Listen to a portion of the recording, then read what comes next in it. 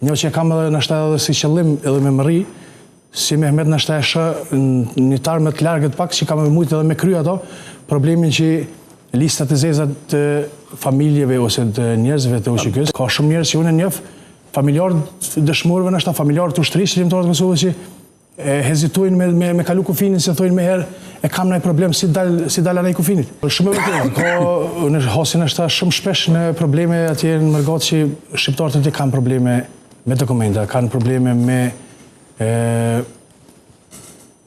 për shembull për marrë Nymbergun, aty ku jetoj. Nymbergu me Minhenin i ka dikon 170 km. Pse mos me tentu mi bë do zhyra ndërlidhëse?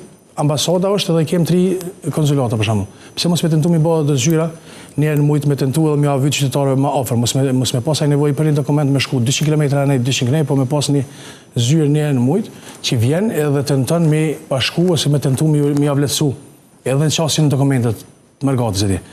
Ka lloj mënyra që shqiptarët atje kanë pasur probleme shumë me dokumentacion. Kur kanë ardhur këtu kanë hasur shumë probleme, lloj-llojshme. Një që kam edhe nështë edhe si qëllim edhe me mëri, si Mehmet nështë e shë një tarë me të largët pak, që kam e mujtë edhe me kry ato, problemin që listat e zezat të familjeve ose të njerëzve të ushqykës. Tesha ty pyes specifikisht. Në për Serbi. E keni përmend pra që çështja po duhet t'ju pyes specifikisht. Çka është plani juaj konkret pra në aspekt të listave të zeza të ish-ushtarëve të ushtrisë shërbimtare të Kosovës, të cilët janë pra kryesisht janë listë zezë Serbisë, por në përgjithësi ka pas të lashë edhe në shtete tjera. Bravo. E që kjo është esenca që me tentu na me boni ankesë, se kur nuk ankohesh, kërkosh nuk e din çfarë gjendje je. Një ankesë me bo direkt edhe si Mehmet, edhe si shoqëni, më bo njerëz më shumë, edhe me tentu me qu edhe në Evropë këtë farë ankesë që kimna. Se është shumë e dhëmshme, e dëmshme është për shoqënin tonë. Ka shumë njerëz që unë njëf, familjarë dëshmorëve nështë, familjarë të ushtërisë, shëllimtarët të Kosovës që hezitojnë me kalu kufinin, se thojnë me herë e kam nëjë problem si dal anaj kufinit. Pse do të ta më jatë se në lirinë e lëvizjes aty. A është e mundshme të bëhet pra përmes zgjedhjes në Kuvendin e Kosovës, që të lobani, të avokani për këtë çështje? Ashtu kështu. Gjithçka është e mundshme, po pati vullnet gjithçka është e mundshme, po pat vullnet në drejtim më punu.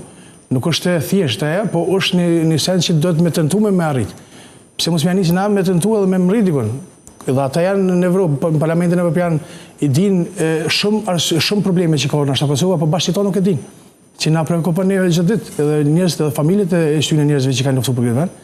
Edhe pse mos më ndihmuan çfarë drejtim me shfaqna si problem.